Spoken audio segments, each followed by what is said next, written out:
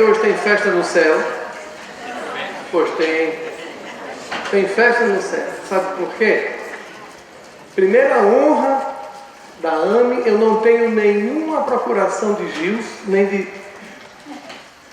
de Décio, mas com certeza, sendo agora filmado pela FEB TV, o Gilson está possivelmente nos vendo ou vai nos ver. Nós estamos dentro da casa de Ismael, mas quem não sabe, foi Bezerra de Menezes que juntou os cientificistas e os filósofos. Isso no Pacto Áureo, que deu a construção de tudo isso que aqui está. Eu estou me referindo à psicosfera, não à estrutura física. Portanto, estamos dentro da casa de Ismael e dentro da casa do nosso patrono, que é Bezerra de Menezes. E eu não tenho essa visão, mas eu tenho certeza que o que aconteceu hoje, o que acontece agora ali, está sentada ali, Marlene Nobre e Bezerra de Menezes. Da mesma forma que quando terminamos em 2010 um evento em Luxemburgo, quando eu terminei, eu perguntei: e aí, doutora Marlene, e os bastidores? Ela disse: Leon Denis está dizendo que você fez muito bem. Então eles estão ali e toda a honra e toda a glória para eles. Parafraseando Paulo, eu diria: falar do Evangelho de Jesus é algo que se me impõe. Ai de mim, se não falar do Evangelho de Jesus. Agradeço o convite, a honra do casal amigo que me recepcionou. Pense, não é pensão não, é 5 estrelas. É 5 estrelas. Mas, gente, é assim, falar sobre mediunidade de criança realmente não é fácil. Eu gosto sempre de começar com essa parte. O que é que a ciência tem dentro de mediunidade de criança? E também nós estamos profundamente felizes, porque não só é a primeira vez que a AME Brasil, com os seus representantes aqui estão, das diversas confederadas, mas também saber que a Marta, ao abrir materialmente a Federação Espírita Brasileira, abre o ensejo que desde ontem conversamos com a Márcia para o estudo sobre a mediunidade em crianças. Pessoalmente, em 2001, a pedido da doutora Marlene, em Teresina, nós falávamos sobre o paradigma do TDAH, transtorno de déficit de atenção e hiperatividade em crianças, sob uma visão e sob uma ótica de um possível processo obsessivo. E, na verdade, o é. Basta ler obras como André Luiz e Filomeno de Miranda. A própria Sueli Caldas Schubert também. E, quando terminamos, era um auditório de 1.200 pessoas. E nós fomos cercados naquele tempo porque estávamos trazendo uma novidade. Então, falar de mediunidade para criança, a AME Brasil, por nosso intermédio de outros colegas, nós já falamos desde 2001. Portanto, são 15 anos. E o que eu trago para vocês é a experiência de 29 anos de doutrina espírita, 37 como neurologista de criança. Mas o importante é saber que há possibilidade de se estudar cientificamente a mediunidade infantil. E é isso que nós pretendemos mostrar. Por tudo que já foi falado aqui, lembrar isso que o Décio gosta muito de citar, eu acredito, Décio, que nós estamos quase no último, não é? Primeiro é ridicularizada, segundo é violentamente antagonizada e por último ela é aceita universalmente. Cabe aqui, nesse momento, um caos que corre dentro das redes sociais. Era de noite, a criança diz para o pai: pai, eu estou com medo dos fantasmas. O pai olha assim, diz: menina, deixa de besteira, não existe fantasma. Mas quem foi que te disse? Aí a menina disse: foi empregada. Aí o pai disse: corre, minha filha. Por quê? Porque nós não temos empregada. Então, na verdade, já era um espírito, não é? Bem, essa é uma foto muito complexa. Nós queríamos mostrar apenas os inputs, as entradas que vocês veem, que são muitas entradas. Seria a entrada pela própria narina, pelos olhos, não é? Pela orelha, por todos os órgãos sensitivos, das quais Décio já falou na sua neurofisiologia. Então, não nos cabe aqui muito ver esse aspecto. Mas há a possibilidade de se estudar a mediunidade em crianças? Você pode estudar a mediunidade em crianças através desse trabalho do Alexandre Moreira Almeida, que foi a tese dele, pelas experiências anômalas e pelos estados alterados da consciência. Então, em diretrizes metodológicas, ele investigou isso e está nessa revista de psiquiatria, volume 30, de São Paulo. É óbvio que o Alexandre não estudou essa parte em crianças, então me permita fazer só um breviário a respeito de quem gosta de estudar estados alterados em adultos e alguns traços em crianças, que a doutora Marlene citava muito. Vamos definir as experiências anômalas, EA, como tratar-se de uma experiência incomum, uma alucinação, uma sinestesia, vivida por uma pessoa, relatada por muitas pessoas ditas como realidade, não havendo relação com patologia ou anormalidade. Os estados alterados da consciência, que são diferentes, estão relacionados com os estados anômalos, sendo, no entanto, diferentes desses últimos. Charles Tart, em 1972, definiu os estados anômalos da consciência, estados alterados da consciência, como uma alteração, veja bem, qualitativa no padrão global e mental que o indivíduo sente seu ser radicalmente diferente do seu modo usual de ser. Nós sabemos que os povos filipinos, eles gostam muito de fazer essas peripécias que vocês estão vendo aí. Isso é um fato real, tirado realmente do domínio público da internet, em países filipinos, nos períodos da Semana Santa. Veja que nessa parte de baixo, um sabre ultrapassa o mediastino. E nós que somos médicos sabemos o que é que se encontra aí no mediastino. Não é? Da mesma forma como esse que coloca uma faca atravessando todo o pescoço, onde grandes estruturas vasculares estão, e a língua também. Os estados anômalos e os estados alterados da consciência são descritos em todas as civilizações de todas as eras, sendo elementos importantes na história das sociedades e das civilizações. Olha quem abordou essas questões: Freud, Rostand, Greenberg. Eles têm considerado esses fenômenos como os raros vestígios de culturas primitivas e indícios de psicopatologia. Ou seja, chamou esse pessoal todo de louco. Quando você não entende os fatos, se você não tem domínio da autoconsciência que essas pessoas têm sobre a dor, principalmente sobre a dor, é muito fácil você patologizar essas pessoas e dizer que elas, na verdade, são loucas. Portanto, Rossi e Yoshi, em 92, afirmam ser muito frequentes, citando que a telepatia, sonhos pré-cognitivos, déjà vu, conhecimentos de vidas passadas, foram relatadas nesse trabalho dele em 65% de uma região do Canadá. Já esse Gallup e Newport, em 1991, mostraram que 17% de um grupo de pessoas dos Estados Unidos demonstraram ter algum contato com alguém que já morreu. Apesar da enorme importância que os estados anômalos e os estados alterados da consciência têm amplamente sido negligenciados pelo meio científico, pelas pesquisas e pelas práticas psíquicas. James, 91-92, investigou do medo consistente no fim até o século XIX e início do século XX. Groff, que é muito conhecido, em 2000, refloresceu esses estudos e as pesquisas sobre o assunto.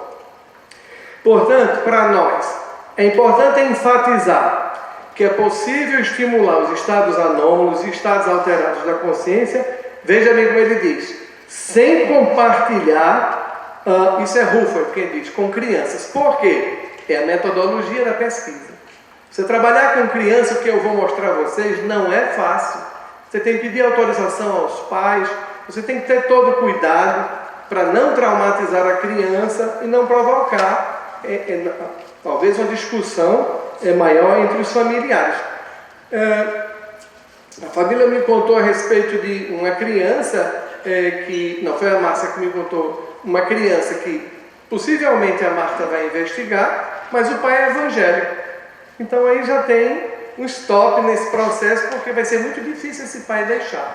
e para mim é muito comum nessa região, né? Os profissionais da saúde mental, que somos nós, não recebem nenhum treinamento adequado para lidar com essas questões, muito menos com as questões espirituais, né?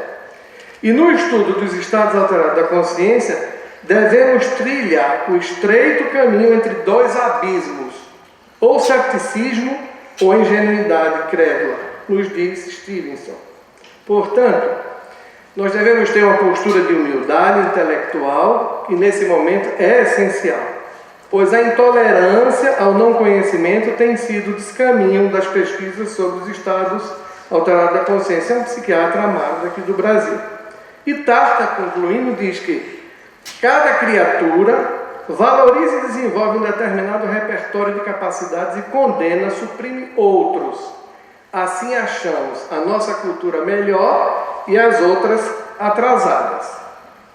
Portanto, Ruffer nos diz que o repertório oferecido, inclusive pelo nosso vocabulário ocidental e acadêmico, para a descrição de vivências espirituais, é extremamente deficitário. Eu não vejo tecnicamente, seria essa o slide que eu ia mostrar a vocês, eu não estou vendo nada aí, mas quando você faz isso, e isso aqui, você vê que nesse canto esquerdo, você vê um vulto atrás de uma pilastra, né? E isso realmente foi tirado do domínio público da internet e é verídico. Isso é um espectro de uma criança.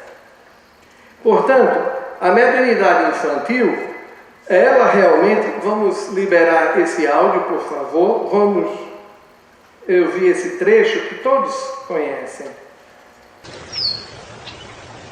Eu dou desconto porque depois da ruindade a senhora vem. Tem que aguentar. Tem que ser forte. Sou forte. Se chorei agora, eu chorei perto dela. Não é isso que eu tô falando. Eu vou ter que passar um tempo longe de você. Só um tempo.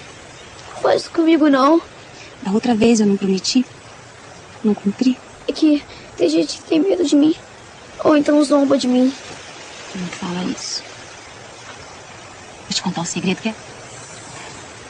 Você é um menino, mas... Você não é menino mais. Já tem 9 anos.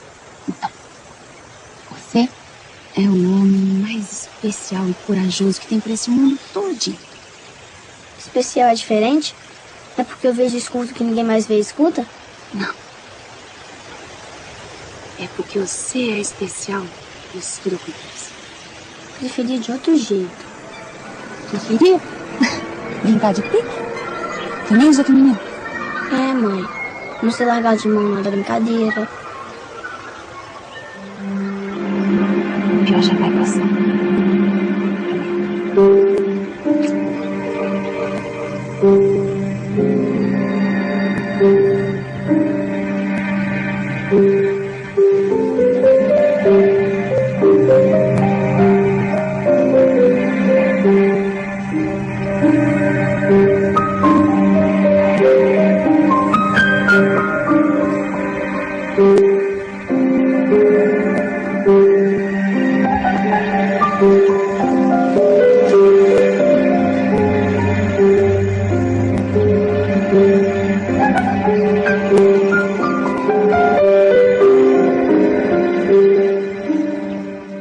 Você já pensou o sofrimento dessa criança, noite e dia?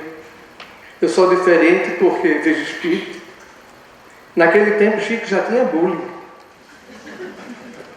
E imagina o bullying que essa criança sofreu, inclusive dos parentes.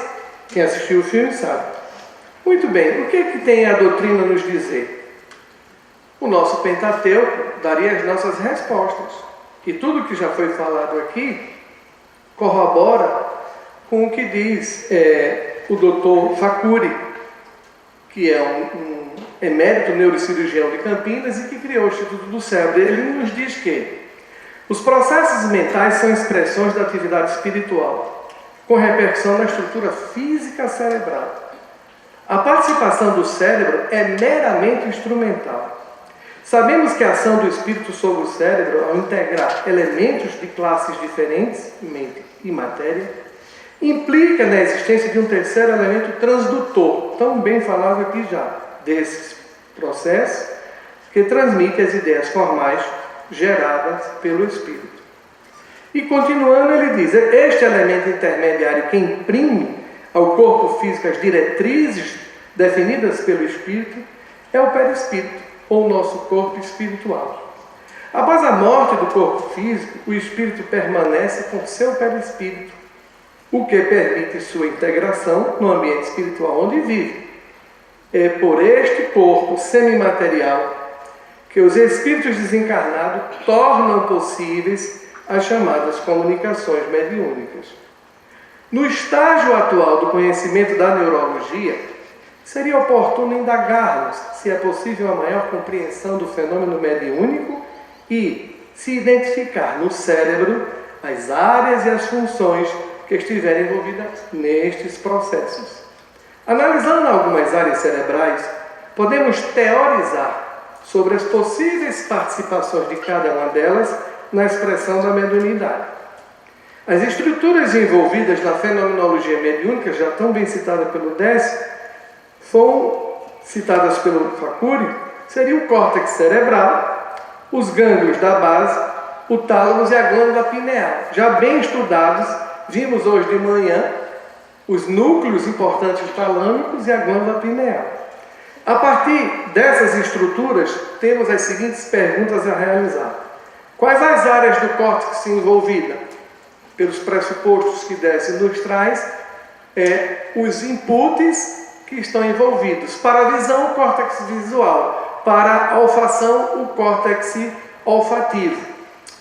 Já faz tempo, na minha formação em Recife, eu sou de Recife, nós passávamos na enfermaria e acompanhei um caso de uma jovem com as seguintes ilações. Ela via 3, 4 vezes ao dia o féretro do caixão do pai dela saindo de casa e ela sentia o cheiro do cravo de defunto de dentro do caixão. Naquele tempo, obviamente, eu não trafegava dentro da espiritualidade. Coube ao meu pai me colocar dentro da espiritualidade e de 1987 para cá me tornei espírita. Obviamente, lendo obras inicialmente não ligadas ao Dr. André Luiz, mas a ele me coube realmente aprofundar essas questões. Mas o que nós descobrimos nessa jovem é que ela tinha um grande tumor. Ela tinha um tumor na região do rinencéfalo, que é a parte mais antiga, ligada à olfação, e que comprimia estruturas límbicas também, e por isso ela guardou na memória dela traumática a morte do pai, que na verdade ocorreu, e aquilo se repetia, e por cima ela ainda tinha crises epilépticas. Operada que foi, essa sintomatologia desapareceu, e isso é o grande questionamento. Se vermos de forma séptica, não vamos, com septicismo, não vamos chegar a nada. Veremos só a materialidade do tumor. Mas poderíamos estar diante de um estado anômalo ou estados alterados da consciência com um transe mediúnico, mas nesse caso, na verdade, não foi. Bem, já foi tão abordado que os médiuns são pessoas aptas a sentir a influência dos espíritos e a transmitir, porque somos os transdutores. A mediunidade na infância, ela tem sido realmente, e agora a gente tem certeza que vamos dar um backup, um passo grande, e eu não tenho dúvida que a influência do plano espiritual, do Dr. Bezerra, do Dr. Marlene, toda a equipe, crianças que falam com o espírito, como essa jovem da revista Isto É, Paloma, ela tinha 5 anos e ela se comunicava facilmente com o espírito. E crianças, então você vê uma revista que não é do meio espírita e uma revista que é do meio espírito, A história da mediunidade na infância foi totalmente envolvida por jovens, seja as irmãs Baudin, Júlia e Caroline, seja as irmãs Fox, Kate, Margarete e Lia, e hoje de manhã citado Hermance Dufay, que eu trago para vocês um caso interessantíssimo da obra Hermance Dufay. Clerve de Mondignan, médico de Versailles, em 1700 e alguma coisa, chega a dizer, ao atender Manso do Fé, que possivelmente deve ter tido um Guillain-Barré, uma polirradiculoneurite, porque ela ficou sem se movimentar, e ele disse que ela estava daquele jeito porque ela tinha um fenômeno que chamava-se mediunidade, e era uma doença tóxica, infecto-contagiosa. Ainda bem que ele não veio para cá. Crianças médias brasileiras, não precisa citar Chico, Ivone do Amaral Pereira, Divaldo Franco, inclusive Ivone, com a sua obra reeditada pela Federação Espírita Brasileira, mostra profundos e dolorosos momentos, inclusive quando ela desce a escada em recordação da mediunidade, ela é empurrada. E ela quebrou os 2 bracinhos. E ela ouve a espiritualidade inferior dizer: mas você tem muita sorte, menina, porque a gente queria que você quebrasse o pescoço e viesse a desencarnar. Você só quebrou os bracinhos. Isso por causa do seu anjo que está em pé. Então, era assim a mediunidade de Ivone. Mas olha lá quem fala sobre mediunidade em criança. Kardec. Olha o ano. É janeiro, mas olha, de 1865. E ele diz que a infância, propriamente dita, é uma longa série de efeitos mediúnicos. Assim, estudai os rostos de criancinhas que dormem, que muitas vezes sorriem como anjos, e com efeito sorriem os espíritos que os cercam e que devem guiá-los. E Kardec nos diz que, ao sair da vida espiritual, os guias da criança acabam de conduzi-la do ponto de desembarque para o mundo terreno que vem buscá-la em seu retorno. E se mostram nos primeiros tempos, para que não haja transição muito brusca, e depois se apagam pouco a pouco, à medida que a criança cresce. Bem, nós estamos estudando mediunidade, um dom inerente à criatura humana que não depende de crença, de credo, de moral e de idade. Então, teoricamente, como é que nós podemos estudar? Kardec abordou, sim. E Kardec abordou com essas questões. No livro dos Médiuns, item 221, há 3 questões básicas sobre mediunidade na criança. A primeira pergunta: haverá inconveniente em desenvolver-se a mediunidade nas crianças? Responde os espíritos superiores: certamente sustento que é muito perigoso, pois que esses organismos débeis e delicados sofreriam por essa forma grandes abalos, e as repetitivas imaginações excessivas poderiam provocar sobreexaltação. Os pais devem afastá-lo dessas ideias. Você viu hoje Décio falando sobre, assim, não é talvez dúvida que ele tenha de forma nenhuma. É algum processo que ocorre no transe mediúnico que ele às vezes se queixa depois de dor de cabeça, que os espíritos reclamam. E olha o conhecimento de Décio. Você imagina uma criança tendo vários transes mediúnicos em casa. A segunda questão: há, no entanto, crianças que são médios naturalmente, e a grande maioria o é, que é de efeitos físicos, que é de escuta e de visões. Apresentam isto mesmo inconveniente? A resposta: não. Quando uma criança, a faculdade se mostra espontânea, é que está na sua natureza e que a sua constituição se presta a isso. O mesmo não acontecendo quando é provocada. A criança que tem visões geralmente não se impressiona com estas, que lhe parecem coisas naturalíssimas, a que dá pouca atenção. E a última: e em que idade pode a criança ocupar-se da mediunidade? Não há uma idade precisa e tudo depende inteiramente do desenvolvimento físico e ainda mais do desenvolvimento moral. Mas há de se convir que dentro das casas espíritas e sob a orientação da Federação Espírita Brasileira, melhor deixar que ocorra a puberdade e após a puberdade se iniciar. Só em casos raríssimos em que a criança sofre problemas seríssimos é que você pode fazer o tratamento, mas não necessariamente a criança vai para a sala mediúnica. Ela pode ser tratada na própria residência, é isso que nós vamos mostrar. Portanto, eu posso estudar a mediunidade infantil como um médico. Há espaço? Há. E é isso que nós estamos fazendo há 16 anos. Histórico, atual, queixa principal relatada pelos pais, cuidadores sociais ou a própria criança, o exame físico da criança, o exame mental da criança, seu exame neurológico e a entrevista espiritual que nós fazemos. Essa é um trecho da entrevista que nós fazemos. Quando se iniciaram os sintomas? Como eles se apresentaram? Qual foi o tempo entre o sintoma e ir à casa espírita quando aceita? Foi necessário o uso de medicação prescrita por médico? Tiveram elas efeito sobre a fenomenologia? E após o início do atendimento à casa espírita, houve melhora dos sintomas? O que mais foi disponibilizado à criança na casa espírita? Compare antes do início e o momento atual na frequência casa espírita e os sintomas apresentados.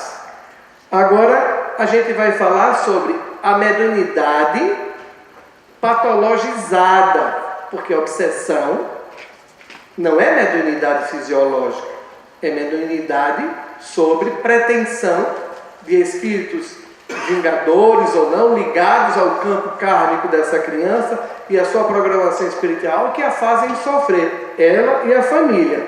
Nada como lembrar ele, o médico perfeito. Eis que um homem exclamou no meio da multidão: mestre, rogo-te que olhes para meu filho, pois é o único que tem. Um espírito se apodera dele subitamente, grita, lança-o por terra, agita-o com violência, fala espumar e só o larga, depois de o deixar todo ofegante. Pedi a teus discípulos que o expelissem, mas não puderam fazer. Traze cá teu filho, diz Jesus. E quando ele ia chegando, olha a expressão que está contida em Lucas, Marcos e Mateus, é a mesma. O demônio lançou-o por terra e agitou-o violentamente, mas Jesus intimou o espírito imundo, curou o menino e restituiu ao seu pai. Então, falar de obsessão, André Luiz, nosso lar, primeira coleção de 16, é falar da humanidade, é falar de Jesus. Olha o que Filomeno de Miranda, nessa passagem, dessa obra, nos diz. Continuaremos naquele recinto, e como era a primeira vez que tinha a oportunidade de encontrar-me em uma escola para crianças, pude observar que todas eram acompanhadas por espíritos. Todas. Algumas felizes e não poucas por entidades cruéis, que desde cedo intentavam perturbá-las, vinculando-se psiquicamente. Diversas podiam situar-se no diagnóstico de obsediadas. Tão estreito era já o conúbio mental entre desencarnado e elas, que não pude soptar o interesse de aprender mais, interrogando ao caro mentor que me observava com seriedade. Dando curso à explicação, Anacleto confirmou. Aí está um exemplo. A pequenina, como podemos observar, é uma obsessa. No lar é tida como recalcitrante e teimosa, não obstante os castigos físicos que lhes aplicam os pais. Os fármacos, os neurolépticos, conseguem muitas vezes auxiliar os neurônios na execução das sinapses, bloqueando as interferências espirituais, porém por pouco tempo. É isso que eu vejo. Quando eu pego uma criança e vou mostrar a vocês, eu uso um neuroléptico, pelas escolhas. O neuroléptico mais simples que eu uso é a levomepromazina, não vamos citar o nome comercial aqui, e a gente nota que a criança melhora muito. Por quê? Lê essa obra do Filomeno que ele descreve. Essas entidades, elas plugam essas regiões, exatamente essas regiões profundas, límbicas, onde se situa o circuito de Papez das emoções. Como essas crianças estão ainda, nominalmente, em evolução de mielinização de estruturas mais profundas e refinadas, elas sofrem muito mais. Quando eu fecho os plugs com a medicação, eu tiro o manietar das entidades, e é o tempo que normalmente nós remetemos as crianças ao tratamento espiritual, no lar e na casa espírita, e é isso que nós vamos ver. Portanto, obsessão não é mediunidade, obsessão é ação, que espíritos inferiores, nenhum de nós vai ser obsediado por anjo da guarda. Fernando, você não vá para Brasília que o avião vai cair. Eu vou. Porque nenhum anjo diria que o avião ia cair. Anos atrás, eu ia para um congresso da nossa área e chegou um médico que trafegava na nossa casa, aquele médico fanático, complicado, doutor Fernando. Que foi? Não vai não. Para onde? O senhor não vai para a Argentina? Sim, o que é que tem? O avião vai cair. Eu digo, cai não. E se cair, estava na minha ficha kármica. Eu deixo um abraço para você e vou. Aí Fernando está aqui, o evento foi em 97, o médico já deixou de frequentar as casas espíritas e perdeu-se, e hoje é um psicótico, realmente. Portanto, mediunidade, foi falado há poucos instantes, obsediada de adulto é uma gravidade muito grande. E crianças têm obsessão? O que são crianças? São seres com dívidas acumuladas de reencarnações anteriores. São espíritos. Não é? Portanto, a Flocker, ela foi vice-presidente da ABRAP, Associação Brasileira de Psicólogos Espíritas. Ela nos diz que o tratamento para essas crianças, com vista a envolver o físico, deve também envolver o psicológico e o espiritual. Portanto, o holístico do ser. Não é? Em virtude da sua estrutura psíquica ser mais frágil e a criança não saber descrever o que sente, o aparecimento da mediunidade em crianças é muito mais sofrível do que em adultos. E ela continua dizendo que uma entidade obsessora pode se aproximar apenas com a finalidade de um acerto de contas, podendo produzir sequelas orgânicas no organismo infantil, que são as chamadas obsessões materializadas, ou disfunções temporárias neuropsíquicas, como anorexia, parassônias, transtorno do comportamento social e crises convulsivas. E continua, a companhia espiritual é sempre fruto do nível moral daqueles que o atraem. A criança muitas vezes pode ver espíritos, ouvi-los ou até falar com eles, porque ainda não está se adaptando ao processo de reencarnação. Mas, com a evoluir da idade, essas percepções vão diminuindo. É aquela coisa, está vendo o espírito, meu filho? Tá? Vamos rezar por ele? Não precisa ser espírita, pode ser cristão mesmo. Reza por aquele... Mas não diz que seu filho está ficando doido.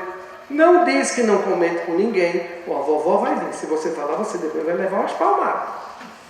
Então a criança vai sofrendo esses traumas. Imagine como realiza.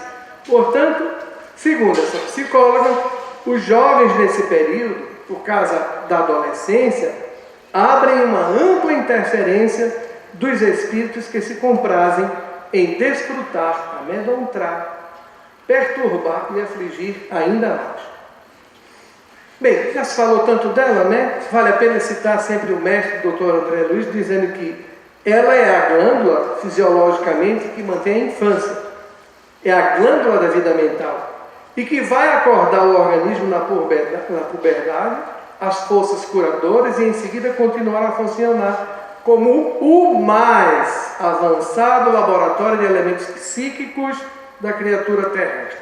Portanto, sintomas de obsessão em criança podem ser distúrbio do sono, sonilóquio, que é falar, terror noturno, que é acordar-se aos gritos, sonambulismo, que é levantar-se da cama e caminhar, e despertares frequentes. Não dorme pai, não dorme mãe, não dorme a criança. A anorexia, já tão descrita, não é? E a bulimia, que é formas sutis, que descreve Filomeno de Miranda em Tramas da Libertação e o Outro Lado da Vida. E os transtornos de comportamento.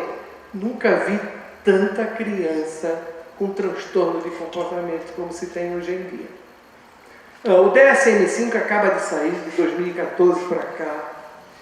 Nós temos o único brasileiro, que é o Holden de Porto Alegre, na confecção do TDAH. Mas apareceram outros transtornos de crianças, como síndrome desreguladora temporária do humor. Você sabe o que é isso? É aquela criança que subitamente a mãe fala uma, fala duas, fala três. A criança parece que sofre uma infestação psíquica e quebra tudo dentro de casa, dentro da escola, e parte para cima da mãe, tá certo?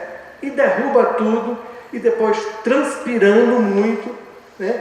Normalmente entra em sono, até que se prova o contrário. O que seria isso? Isso é infestação psíquica, exatamente nas áreas primitivas do ser humano, que é exatamente aquela parte que é considerada como a parte límbica, que é a parte mais antiga, que é a parte mais primitiva, que é aquela parte em que o ser humano, como animal que nós somos, se prepara para a sua defesa. Então, socializantes, desafiadores, imperativos desatentos, crises convulsivas, já tive uma gama imensa. Eu tinha uma criança com um quadro belíssimo, consegui que o pai dessa criança se tornasse espírita e montasse um centro espírita em Boa Vista, na região norte desse país. A criança dizia assim: papai, lá vem a Laurinha. Ela disse que vai me derrubar. Vai me derrubar, vai me derrubar, vai derrubar. E a criança cortava aqui, cortava aqui. A gente fazia o eletro, tinha atividade epiléptica generalizada. A criança se enquadrava dentro da International League Against Epilepsia como chamada drop attacks ou crise de queda. Tudo bem, isso para mim enche o ego. Mas que a criança não melhorava. Eu levei o nome da criança para uma reunião dos obsessivos e a entidade se comunicou: sou eu que empurro ela, o idiota do pai não acredita, ela diz, mas ele não acredita, eu vou continuar derrubando ela, agora eu quero derrubar numa escada, porque ela vai morrer e até a gente traz ela para cá. Então, crises convulsivas, esse nome aqui é interessantíssimo, Décio, ALT. Antes de vir para cá, na quinta-feira, eu acho que foi o Dr. Bezerra. Fernando, eu vou colocar esses 3 para você, porque foram 2 crianças seríssimas e mais essa de tarde no consultório, na quinta-feira. ALT significa, não tem tradução em inglês, para o português, chama-se Apparent Life Treaty Event. Se traduzir em miúdo, eu traduzo assim: seu filho teve um evento que pôs em risco a vida dele. Sabe o que é? Só ocorre em bebês até 2 anos de idade e se caracteriza por você encontrar seu filho praticamente morto. Você encontra a criança parada, e você vai dizer que é uma crise parcial. Criança nessa idade não tem crise parcial, só tem crise generalizada. A criança está com saturação baixíssima de oxigênio, bradicardia, e isso chama-se ALT. Existem 32 eventos que dão ALT em criança. Agora imagine, né, que diversas formas essas entidades descrevem. E as fobias, né? O medo do escuro, o medo de tudo. Então eu trago para vocês agora a parte prática de tudo isso. São casos clínicos. Esse é o primeiro caso. Vamos lá ver. MLE, data de nascimento, 8 anos completos, branca, natural de Fortaleza, sexo feminino, os pais, queixa. Pensamento, essa criança, quando eu atendi, se ela tivesse mais idade, ela tinha pulado do meu pescoço. Porque não pode ver um homem. Olha o que ela diz: pensamentos sexualizados ou violentos, sono agitado, sonilóquio, terror noturno e discurso desconexo. História da doença atual: os referidos sintomas se iniciaram no final de fevereiro, início de março de 2016. O exame em 19 de 4 de 2016, fisicamente sem nenhum sintoma orgânico. Exame psíquico, desconexão do discurso com palavras chulas, sempre voltados à esfera da sexualidade. Os exames eletronormal, sempre é bom pedir exames, não pode se dizer e não se investigar. A pesquisa da glândula tireoide, que é o TSH, glicemia, hemogramas normais. Foi medicada no dia 20 de 4 de 2016 com levopromosina 4%, 10 gotas à noite, e o diagnóstico foi de estados alterados da consciência, malignidade obsessa infantil, follow-up. Levado seu nome à desobsessão privada na Casa Espírita Nosso, lá em Juazeiro do Norte, Ceará, sendo realizadas 6 sessões, 19, 22, 26, 29 de 4 e 3 e 6 e 5 do mês 5, de evocação, com o nome da criança sobre a mesa, onde foram doutrinadas entidades sexolátricas que se diziam empenhadas em fazer a criança e toda a sua família sofrer. Foi instituído o estudo do Evangelho ao Lar, diariamente, e prece intercessora pela criança pelos próximos 6 meses, e devido ao seu retorno à Fortaleza, onde reside, o tratamento tem sido realizado à distância. Segundo sua genitora, o último contato, 29 de abril, diz que houve melhora dos sintomas, principalmente relacionados ao sono e da gravidade no decorrer do dia. Caso 2.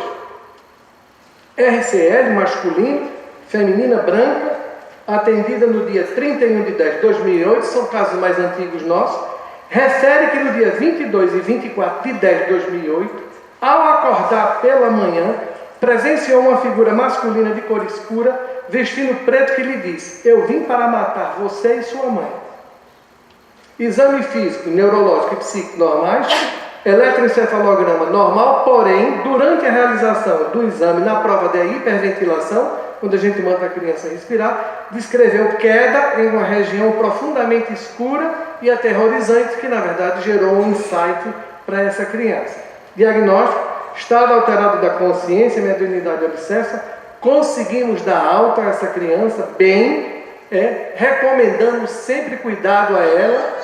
E quando limpares a tua casa, disse ele há 2016 anos atrás, fecha a porta, para que ele voltando não traga mais 7 e dela se apodere, Jesus.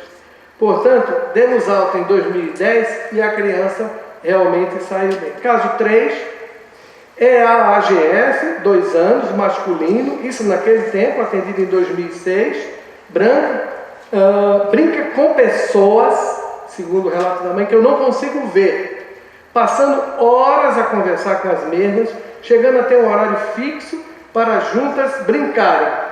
Olha aí, sempre a história: estou com medo e meu filho está ficando louco. Essa entidade espiritual, ela saía por trás do splinter, de propósito, e descia como se fosse uma folha de papel.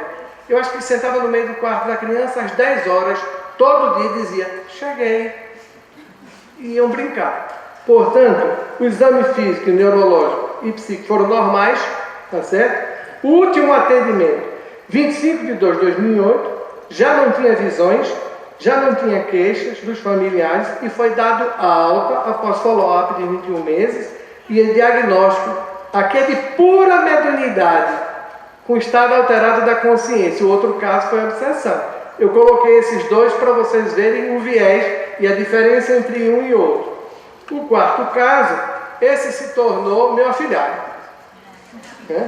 PLAA, atendido hoje com 11 anos, continua frequentando a casa.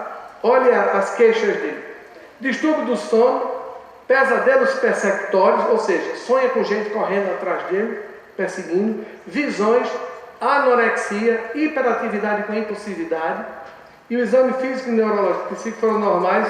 O exame eletroencefalograma foi anormal, com uma lentificação difusa. O diagnóstico: sintomas obsessivos infantis. Agora vamos ver, libera o áudio. 8 e 10 meses de idade. Ele acordava todas as noites apavorado, mas ele não conseguia abrir os olhos. Era muito difícil conseguir fazer com que ele abrisse os olhos. Uma dessas noites eu consegui mostrando para ele uma vela. Na noite posterior, eu tentei a mesma coisa e ele apagou a vela com a mão. A procura pelo tratamento espiritual foi praticamente imediata, porque eu já fazia parte de uma casa espírita. Ele não precisou usar nenhum tipo de medicação. E logo no início dos sintomas era muito complicado, porque abalava toda a família, emocionalmente principalmente. Mas graças a Deus hoje ele está com 9 anos de idade. Nunca mais aconteceu nenhum sintoma e hoje ele faz parte da evangelização da Casa Espírita. O follow-up dele foi encaminhado à Casa Espírita Nosso Lar. É uma evolução lenta nos últimos 11 anos. Não são 2 meses, 2 dias. Com recidivas de distúrbio do sono. Ele dormiu na minha residência essa semana e acordou-se os gritos. Ele ainda tem esse problema, porque ele já é meu afilhado, aí já vai, vez por outra, vai para minha casa. E ele, atualmente, curso 6º ano de ensino, não tem quedas acadêmicas, mas ele está bem. Só não ainda foi resolvidas as demandas. O último caso, feminino, atendida em 7 de 1 de 2005 e último atendimento em 10 de abril de 2016. Essa também passou a frequentar a casa, a família todinha. Tem distúrbio do sono, pesadelos persecutórios, visões com diálogos. Essa criança tem incorporações ostensivas com psicofonia e xenoglossia. Exame físico, neurológico, psíquico normais, eletroencefalograma foi normal. Nessa aqui desce. Eu catuquei e consegui uma ressonância da pineal com 3 Tesla. Então foi feito em Fortaleza, não deu nada. Eu esperava alguma coisa. Pelo menos na área límbica, no hipocampo, não deu nada. Diagnóstico, sintomas obsessivos infantis. Salto áudio. Desde os 6 meses de idade. Após 22 dias internada no hospital, ninguém descobriu o que ela tinha. Uma senhora se aproximou e pediu para que eu tirasse ela do hospital, que o problema dela era espiritual. Desde então eu sabia que tinha alguma coisa diferente nela das outras crianças. Mas se expressou com firmeza aos 5 anos de idade, quando as crises eram muito frequentes. Ela desconhecia a casa, me desconhecia toda a família. Sofremos muito, chorei muito, abalou toda a família, até que eu procurei vários profissionais, dentre eles psicólogos, neurologista, psiquiatra. Fiz todos os exames médicos existentes e nada detectou o que ela tinha. Demorei muito a procurar uma casa espírita, mas quando procurei fui muito bem acolhida. Fiz o tratamento espiritual com ela, com passe, água fluidificada. Ela melhorou muito. Até hoje eu frequento a casa, ela também frequenta, participamos de todos os eventos, sou trabalhadora assídua. Foi preciso ela tomar medicação, sim, porque as crises não cessavam só com tratamento. E hoje ela tem 9 anos de idade, tem uma vida normal e já entende um pouco o que se passa com ela, sobre a doutrina. O follow-up dela. Atualmente ela frequenta a Casa Espírita Nosso Lar, submete aos atendimentos evangélicos. Mas olha que interessante dessa criança. Isso foi uma comunicação de uma entidade para com ela. E que está aqui o trechinho, mais ou menos, não dá para dizer para vocês ficar no microfone. Ela diz assim, que essa mulher pediu para pintar o rostinho dela. Ela é muito vaidosa, ela gosta de unhas dos pés pintadas de vermelho, usa um brinco dourado nas orelhas e o vestido dela é rosa. Então ela descreve essa amiguinha dessa forma. Bem, diagnosticado, vamos tratar. Se é tudo que você tem, a boa vontade do seu coração, é tudo que o Cristo quer e tudo que nós queremos como seus discípulos. Portanto, medicamentoso sim, não se atreva a tirar uma criança dessa de tratamento médico e medicamentoso. E espiritual. O espiritual com oração ao deitar, a prece intercessória, o evangelho ao lar, o encaminhamento à casa espírita, através do passe, do toque terapêutico e da água fluídica e da desobsessão. Portanto, a doutrina dos espíritos nos traz uma proposta para estes casos. Primeiro, compreender o que é mediunidade como fisiologicamente inerente, independente de idade, e a patologização da mediunidade, seria a obsessão, para as crianças e, obviamente, espaço para tratá-la nas casas espíritas. Portanto, as casas espíritas têm que se preparar para receber essas famílias e essas crianças. Portanto, a gente vai encerrando assim. Em Gênesis, Allan Kardec, os espíritos superiores, nos diz: para que na terra sejam felizes os homens, precisa que somente a povoem espíritos bons, encarnados e desencarnados, que somente ao bem se dediquem. Havendo chegado o tempo, grande emigração se verifica dos que habitam e dos que praticam o mal pelo mal, ainda não tocados pelo sentimento do bem, os quais, já não sendo dignos do planeta transformado, serão excluídos, porque senão lhe ocasionariam de novo perturbação e confusão e constituiriam obstáculo ao progresso. A terra, no dizer dos espíritos, não terá de transformar-se por meio de um cataclisma que aniquile de súbito uma geração. A atual desaparecerá gradualmente e a nova lhe sucederá, do mesmo modo, sem que haja mudança alguma na ordem natural das coisas. Que em cada criança que nascer, em vez de um espírito atrasado, inclinado ao mal, que antes nela encarnaria, virá um espírito mais adiantado e propenso ao bem. Desses vícios é que a terra tem de ser expurgada pelo afastamento dos que se obstinam em não emendar-se, porque são incompatíveis com o reinado da fraternidade, porque o contato com eles constituirá sempre um sofrimento aos homens de bem. Conclusão: isso é um espírito amigo que deu uma comunicação e preferiu não colocar, e diz que a mediunidade, a obsessão infantil, É uma forma comum de nosopatologia da saúde mental infantil e que necessita mais ampla e profunda abordagem e divulgação no meio médico e espírita. E José Saramago, que todos conhecem, Prêmio Nobel, nos traz que a melhor definição do filho não é aquela do novo celular 7, 8, 9, 10, como falou Fabio. Não é do tênis Mizuno, podendo ao fato de dar, já fiz até propaganda do produto. Não é a roupa de grife, mas a coesão da família, no sentido de que o lar, nas questões 108, 109 e 110 do Consolador, por Emmanuel Chico Xavier, é a melhor escola para as nossas vidas. Sabendo os senhores que a escola instrui, como diz Jean-Jacques Rousseau, que por sinal vai encarnar no dia 28, viu? Daquele período, né? De junho de 1700 e alguma coisa. Eu vendo o obituário desse mês, tem gente muito famosa, inclusive Jean-Jacques Rousseau, que encarnaria naqueles idos tempos, no dia 28 de junho. Portanto, filho é um ser que nos emprestaram para um curso intensivo de como amar alguém além de nós mesmos, de como mudar nossos piores defeitos para darmos os melhores exemplos e de aprendermos a ter coragem. Isso mesmo, ser pai ou mãe é o maior ato de coragem que alguém pode ter, porque é se expor a todo tipo de dor, principalmente da incerteza de estar agindo corretamente e do medo de perder algo tão amado. Perder? Como? Não é nosso, recordam-se? Foi apenas um empréstimo. O que fizestes das pérolas que eu te ofertei, disse Jesus. E a gente encerra com Tiãozinho. Nós temos médios psicográficos e pictográficos na casa, e Tiãozinho é uma criança que está em tratamento. E disse o seguinte: na prece, pensando em Jesus, com sentido e emoção do corpo e da alma física, luz que pulsa e emana do Criador. Tião.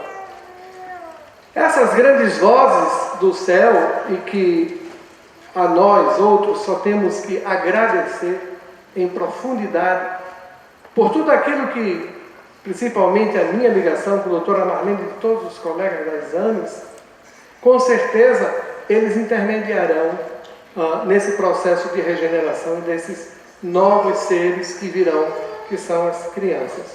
Portanto, é justo ele dizer que ele veio para que todos tivessem vida e a tivessem em grande abundância. Muito obrigado a todos vocês, um grande e fraturoso abraço, que possamos nos encontrar em outras oportunidades.